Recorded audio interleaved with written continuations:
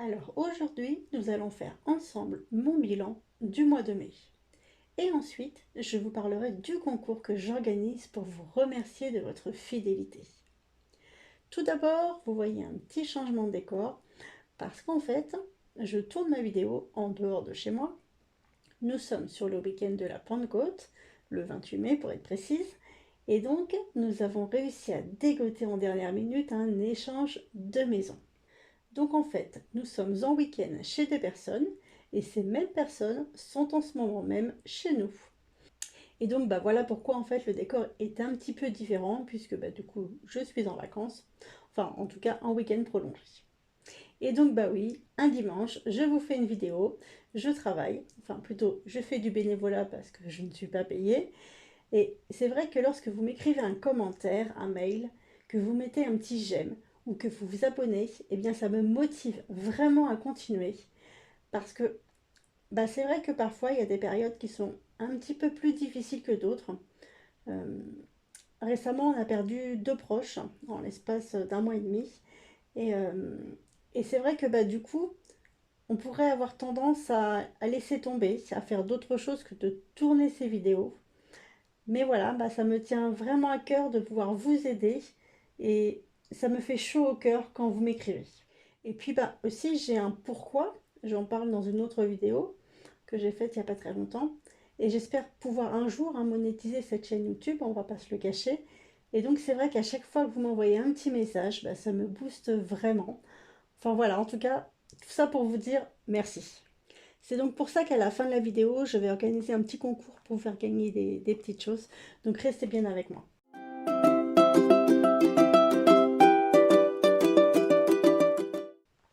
Alors, on fait tout de suite mon bilan du mois de mai. Alors, c'est ici. J'espère que vous voyez bien.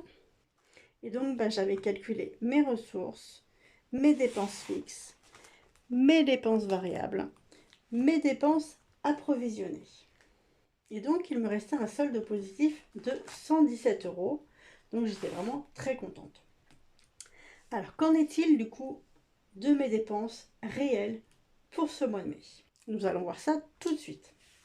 Juste petit rappel, concernant mes ressources, de mon salaire, j'avais eu 1214 euros, la CAF 185 euros et le chèque carburant que j'avais eu que maintenant, mais voilà, donc 100 euros, donc ça me faisait un total de 1499 euros. Pour mes dépenses fixes, elles n'ont pas bougé. Le crédit de la maison 314 euros, Total Énergie 54 euros, l'eau 11 euros, l'assurance maison 8 euros, l'assurance emprunteur 15 euros, la crèche 125 euros. Ces montants sont à multiplier par 2. Là, c'est juste ma part. Mon conjoint paye exactement la même chose. Le téléphone, donc 7 euros. Mes frais bancaires à 2 euros. Et donc mon assurance vie à 100 euros. Ce qui me faisait un total de dépenses fixes de 636 euros. Et donc un reste à vivre de 863 euros. Alors maintenant, rentrons dans le vif du sujet, mes dépenses variables. Combien est-ce que j'ai dépensé? Alors en ce qui concerne les courses, j'avais prévu 190 euros pour ma part, donc 380 euros pour le couple. Alors c'est vrai qu'on a fait plusieurs fois les courses ce mois-ci. Décidément, on n'arrive pas à se limiter à faire les courses tous les 10 ou 15 jours. Donc on a fait plusieurs fois les courses. On en a fait quand même pas mal. Et donc on a dépassé notre budget, pardon, puisqu'on arrive à 416 euros. Ceci dit, j'ai budgétisé donc 380 euros. Je budgétise 380 euros ces derniers mois pour les courses, puisque j'essaye vraiment de restreindre au maximum. Donc j'estime que si on dépasse un petit peu, c'est pas non plus dramatique. Surtout que si on regarde mon enveloppe annuelle et donc le suivi annuel pour mes courses, on peut voir que mon enveloppe est largement en positif. Enfin, en tout cas, au mois d'avril, était largement en positif puisqu'elle était à 179 euros. Voilà, ça c'est mon récapitulatif sur toute l'année. Donc là, je vais pouvoir noter pour le mois de mai, je le ferai tout à l'heure. Mais donc, on peut voir qu'au mois d'avril, j'avais une enveloppe positif de 179 €. Donc même si là, on a dépassé un petit peu, c'est pas non plus dramatique, même si l'objectif, ça va être de vraiment encore faire attention sur ces prochains mois. Donc le montant réel dépensé pour les courses est de 208 € pour ma part. Alors, pour l'enveloppe sortie et loisirs en famille, donc j'avais budgétisé 25 €. Et ce mois-ci, on s'est fait un cinéma avec mon chéri, mais j'avais déjà des places. Donc du coup, on n'a rien dépensé dans notre enveloppe. Là, pour toutes les sommes qui vont être dépensées ce week-end, puisque comme je le disais, on est en week-end en extérieur, en dehors de chez nous, en échange de maison. Je ne sais pas encore dans quelle catégorie je vais les mettre. Donc ces sommes-là, je les mets de côté et ensuite le mois prochain, je les remettrai dans la bonne enveloppe. Je ne sais pas si je les passe en dépenses en famille ou dans la catégorie vacances. Donc je ne sais pas trop encore comment je vais m'organiser. Donc on verra ça plus tard. Et puis on n'a rien fait d'autre ce mois-ci en dépenses sorties loisirs en famille. On a préparé un petit peu la maison, organisé un petit peu mieux la maison pour l'échange de cet été. On a fait des frais pour l'améliorer, vous le verrez dans les autres catégories, dans la catégorie maison notamment. Donc voilà, on s'est occupé un petit peu de l'extérieur de notre maison. Donc du coup, pas de sortie, pas de dépenses. Donc là, comme vous voyez sur ce tracker, il y a une enveloppe zippée. En fait, c'est pour toutes les personnes qui utilisent l'espèce. Comme ça, elles peuvent mettre le tracker dans l'enveloppe avec les espèces. Et puis là, ce sont plutôt les personnes qui font en mode virtuel. Je n'ai pas encore eu le temps de mettre les trackers sur ma boutique, mais j'essaye de vous le faire au plus vite. Donc les dépenses en famille, 0. Pour ma choupinette, eh bien nous n'avons rien dépensé ce mois-ci. Hop. Alors pour les dépenses qui concernent la maison, j'avais donc budgétisé 30 € qui correspond à ma part. Et là, donc c'est vrai qu'on a fait quand même quelques dépenses. Et donc, eh bien oui, on a dépassé un petit peu encore, comme le mois précédent. Tout simplement parce que j'ai dû racheter du linge de maison en prévision de l'échange de maison. C'est vrai que j'en parle souvent, mais du coup, c'est ce qui conditionne un petit peu pas mal au niveau du budget en ce moment. Puisque c'est vraiment la première fois qu'on fait un échange de maison, là, en ce moment même. Et donc, il y a eu des achats qui ont été nécessaires, enfin en tout cas à mon sens, pour préparer cet échange. Donc j'ai racheté du linge du lit, j'ai racheté de la décoration pour la maison, on a acheté une petite boîte à clés pour que les personnes puissent arriver de manière autonome. Et c'est vrai que ça, ce sont des dépenses que l'on fait là, cette fois-ci, une fois, et que l'on n'aura pas à faire pour les prochaines fois. Et sachant du coup que pour toutes nos prochaines vacances, on ne payera pas le logement. Donc c'est vraiment très très très rentabilisé, puisque l'argent que l'on dépense là pour les petits achats, c'est de l'argent qu'on ne dépensera pas après. Et en plus, on économise de l'argent sur notre budget vacances, puisque là, comme je vous disais, on est en week-end, nous avons 2 nuits et nous ne payons absolument rien. Cet été, nous serons 2 semaines en vacances et nous payerons absolument rien. Donc j'estime en fait que je peux me permettre de faire ces dépenses pour améliorer la maison, pour améliorer le confort de mes invités. Et en plus, c'est ça qui est génial en fait, c'est que du coup, on a encore plus envie d'améliorer notre maison. C'est vrai que par exemple, on avait refait des travaux à l'intérieur de la maison et on s'était jamais vraiment préoccupé du jardin. On a acheté en 2019 et on s'est consacré sur l'intérieur de la maison. Et là, grâce à l'échange de maison, on a vraiment envie d'améliorer notre extérieur. Donc on est en train d'étudier pas mal de choses, enfin on a plein de projets qui verront le jour ou pas. Mais en tout cas, on a vraiment envie d'améliorer notre maison. On regarde un petit peu avec un œil différent. Par exemple, on a mis du faux tapis de gazon. On en avait mis sur notre terrasse du côté sud. Et là, on a racheté un petit bout pour mettre de l'autre côté de la maison pour que ça soit plus accueillant. On ne l'a pas encore posé, mais on va le faire, on va le faire bientôt. Et je suis contente parce que ça va faire trop joli. Et du coup, on améliore pour les personnes. Et du coup, pour nous, notre maison sera encore plus jolie. Et du coup, en parlant de ça, ça me fait penser que pendant un des week-ends, on a repeint des murs extérieurs. C'est vrai que j'avais complètement oublié parce qu'en fait, le pot de peinture, on l'a acheté l'année dernière, sauf qu'on n'avait pas pu le faire. Et donc bah là, il y a à peu près 15 jours de ça, je crois, et bien on a repeint les murs extérieurs en blanc. Et donc bah, avec le tapis de gazon qu'on va mettre au sol, bah, ça va vraiment faire trop trop trop joli. Voilà, enfin bref, tout ça pour vous dire qu'on a dépassé le budget, puisque nous avons dépensé 125 euros. Donc ma part s'élève à 62,50 €. Je vais arrondir à 63 euros. Hop. Ensuite, pour le carburant, j'ai dépensé 124 euros sur les 150. Donc là, c'est très bien. C'est vrai qu'il y a eu pas mal de jours fériés, des jours où je n'ai pas travaillé. Donc du coup, j'ai dépensé un petit peu moins que prévu. Pour la catégorie shopping, alors j'ai acheté des vêtements, donc j'ai longuement hésité à savoir si je les mettais ces dépenses dans la catégorie shopping ou dans la catégorie solde. Mais du coup, je vais plutôt les mettre dans la catégorie solde. Donc nous verrons ça tout à l'heure. Donc en shopping, zéro dépense. Hop, mon stylo ne marche plus. Et enfin, pour la catégorie santé, eh bien, je n'ai rien dépensé. Donc zéro. Donc pour mes dépenses variables, en début de mois, j'avais budgétisé 450 euros.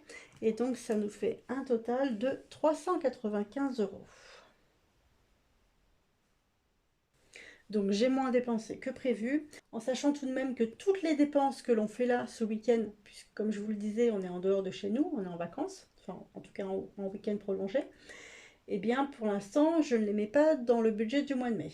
Donc voilà, j'ai dépensé un petit peu plus que ça, que je ne sais pas encore dans quelle catégorie je vais les mettre, que je tourne la vidéo le 28, donc je ne sais pas ce qu'on va dépenser demain. Donc on en a terminé avec mes dépenses variables. Ensuite, nous allons passer aux dépenses approvisionnées. Et juste après, bah, je vous dis tout sur le concours que j'organise et puis bah, sur les petits cadeaux que vous allez pouvoir gagner. Alors, pour la voiture, j'avais prévu 50 euros et je n'ai rien dépensé. Hop, parfait. Ensuite, pour les soldes, j'avais budgétisé 42 euros. Et donc, bah, comme je vous le disais tout à l'heure, j'ai fait des achats, j'ai fait une commande bah, sur Internet pour un montant total de 95 euros. Alors, c'est plus que le montant prévu, hein, on est d'accord. Mais si on reprend le suivi annuel de mes enveloppes, alors attendez, je reprends ça, hop, sur mes soldes, on peut voir que je suis largement en positif puisque ces derniers mois, je n'ai rien dépensé. Donc, il y avait 200 euros sur mon compte au mois d'avril en prévision de ces dépenses. Donc, 95 euros dépensés ce mois-ci, ça passe, il n'y a pas de souci. Hop. En plus, de toute manière, je pense que je vais quasiment tout renvoyer puisque ce que j'ai commandé, ça ne me convient pas. Donc voilà, là je le mets dans la catégorie hein, solde puisque c'est de l'argent qui est sorti de mon compte, mais l'argent va revenir assez rapidement. Pour Noël, j'ai mis 40 euros et je n'ai rien dépensé. Pour les anniversaires, j'avais budgétisé 26 euros et je n'ai rien dépensé. Pour l'assurance de voiture non plus, puisque c'est au mois d'août. Pour les granulés, bah non plus, puisque bah nous n'avons toujours pas acheté notre palette de granulés bah, pour l'hiver prochain. Donc ça ne sera pas sur ce mois-ci. On va falloir qu'on s'en occupe pour le mois de juin, parce que sinon après, on payera trop cher. Donc les granulés, pas de dépenses pour ce mois-ci. Pour les vacances, j'avais budgétisé 50 euros pour ce mois-ci.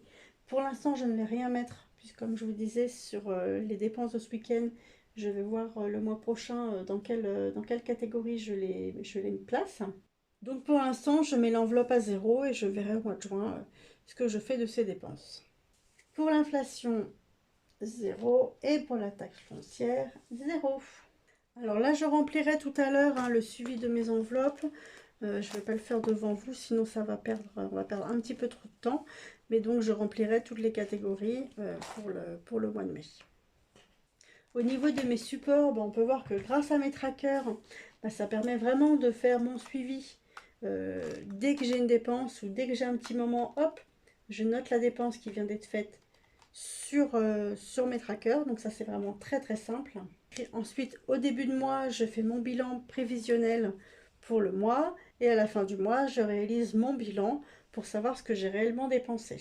Et ensuite, grâce à mes fiches de suivi annuel de mes enveloppes, ça me permet vraiment de voir annuellement, catégorie par catégorie, où est-ce que j'en suis. Et puis, comme ça me permet de pouvoir suivre et de pouvoir prévoir mes dépenses futures. Ça permet de voir aussi les dépenses du couple. Ça me permet de me modérer dans une catégorie. Si je vois que je dépasse un petit peu trop et que j'ai décidé que je ne vais pas dépasser de cette catégorie, là c'est propre à chacun, hein. Mais c'est vrai que si vous avez envie de dépenser la moitié de votre salaire dans des vêtements, ça vous regarde tant que vous pouvez. Moi j'ai des objectifs, j'ai des projets, et donc il y a vraiment des catégories sur lesquelles j'essaye de faire très attention, j'essaye de me restreindre pour ne pas trop dépenser, comme par exemple sur les courses. Il y a aussi d'autres catégories sur lesquelles je me mets un montant limite, comme par exemple sur les soldes, qui concernent en fait tous les vêtements, les accessoires, etc. Parce que j'estime que je n'en ai pas vraiment besoin et que ça serait vraiment de la dépense superflue. Donc voilà, je me mets un montant limite à ne pas dépasser. Moi, mon intérêt, ça va être de mettre de l'argent de côté et d'épargner pour pouvoir faire des placements, pour pouvoir investir dans différentes choses. Ça fera l'objet justement d'une prochaine vidéo, tout ce qui est placement, investissement. Et donc, c'est pour ça que je me limite sur mes catégories. Alors, si on refait nos petits calculs, on peut voir que dans les dépenses approvisionnées, le montant réel de mes dépenses est de 95 €. Mon stylo ne marche plus très bien. Et que j'avais budgétisé 296 €. Alors, si on fait le récapitulatif, on peut voir que mes ressources s'élevaient à 1499 €. Je ne sais pas si vous voyez très bien. Voilà, c'est mieux comme ça, je pense. Ensuite, mes dépenses fixes, 636 €. Vous ne voyez toujours pas. Là, c'est mieux. Ensuite, mes dépenses variables, 395 €. Et mes dépenses approvisionnées, 95 €. Et donc, ce qui me fait un montant réel de 375 €. Alors maintenant, ces 375 € qui se retrouvent sur mon compte, j'aimerais pouvoir les dispatcher entre l'argent que j'ai réellement économisé et l'argent qui va me servir pour mes futures dépenses, pour mes futures catégories.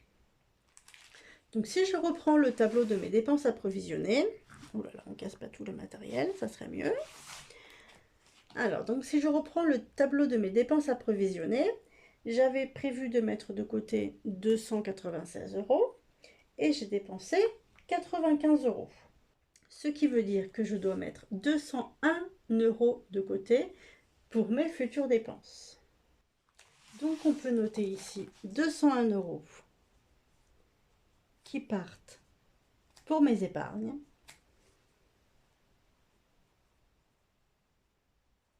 Pour mes catégories. Et on peut dire que j'ai réellement mis de côté, que j'ai vraiment économisé, du coup, 174 €. Donc je suis très très fière de moi. 174 € pour ce mois de mai. Excusez-moi pour le stylo qui ne fonctionne pas très très bien aujourd'hui. C'est peut-être la chaleur. Mais voilà, je suis très très fière de moi, 174 €. Je vais pouvoir le noter dans mon budget annuel. Ce sont mes économies pour ce mois de mai. Donc c'était le bilan de mon mois de mai. Maintenant, je vais vous parler du concours que j'organise. C'est quelque chose que je vous avais proposé il y a quelques temps quand j'étais assez proche des 200 abonnés. Je les ai dépassés et c'est vrai que j'ai pas eu le temps de faire le concours avant. Donc voilà, c'est aujourd'hui. Alors tout d'abord, je vais vous parler du règlement du concours. Pour pouvoir participer, vous devez être abonné à ma chaîne. Ensuite, vous devez mettre un petit j'aime et mettre un commentaire. Mais attention, pas n'importe quel commentaire. On va rigoler un petit peu, sinon ça serait pas drôle. Et donc, j'ai décidé de faire assez soft pour ce premier concours. Dans les prochains, je vais corser un petit peu les choses. Mais voilà, dans ce premier concours, je vais faire soft. Et donc, il va falloir mettre un mot dans le commentaire. Et ce mot, bah, ça va être pépette. C'est un synonyme hein, du mot argent pour ceux qui ne le savent pas. Et donc voilà, moi je trouve ça, je trouve ce mot un petit peu amusant, pépette. Et donc il va falloir mettre ce mot dans le commentaire. Attention, s'il n'y a pas le mot pépette dans les commentaires, la participation ne sera pas validée. Il faut aussi s'abonner et mettre un j'aime. Alors le concours sera sur une durée de 15 jours ou 3 semaines. Je vais voir en fonction du nombre de participants. C'est aussi pour laisser le temps à chacun de pouvoir participer parce que c'est vrai qu'il y a certaines personnes qui regardent mes vidéos, pas forcément tout de suite. Moi-même, hein, quand je suis abonnée à des chaînes, je mets à regarder plus tard et je regarde la vidéo un petit peu plus tard. Je ne la regarde pas forcément de suite. Comme ça permet vraiment à tout le monde de pouvoir participer. Et qu'est-ce qu'il y a à gagner? Alors, c'est le premier concours, donc comme je vous le disais, on va y aller tout doucement, puisque je referai des concours régulièrement, si ça vous intéresse. Et donc là, il va y avoir 3 lots. Le deuxième lot et le troisième lot, je vais vous offrir mon budget de planeur prévisionnel annuel. Comme ça, vous aurez tout le support pour pouvoir faire votre budget prévisionnel. Alors vous inquiétez pas, c'est pas parce qu'il y a marqué 2023 que là il n'est valable que pour les 6 derniers mois. En fait, quand on fait son budget, le mieux c'est de le faire pour les 12 mois qui arrivent. Donc là, quand vous le recevrez, vous pourrez faire votre budget sur les 12 mois qui arrivent. C'est un budget de planeur que j'ai mis sur ma boutique en ligne Etsy. Donc voilà, c'est quelque chose sur lequel j'ai énormément travaillé. Et donc là, pour le deuxième et le troisième lot, vous recevrez ce budget prévisionnel annuel. Et donc pour le premier lot, j'ai décidé de vous offrir une carte cadeau d'une valeur de 20 € dans l'enseigne de votre choix. Donc voilà, j'espère que mes petits cadeaux vous feront plaisir. Et donc je vous rappelle que pour participer, il faut être abonné, il faut mettre un j'aime sur ma vidéo et puis il faut mettre un commentaire avec le mot pépette. Donc vous avez libre cours à votre imagination, je sens que je vais bien rigoler avec ces commentaires. Et puis je vous ferai une petite vidéo pour le tirage au sort et puis pour vous montrer le résultat. Donc nous on se retrouve dans la prochaine vidéo pour faire le budget prévisionnel du mois de juin. Nous allons pouvoir ensemble remettre des pépettes de côté pour pouvoir atteindre nos objectifs. Et je vous dis à très vite. Bye bye!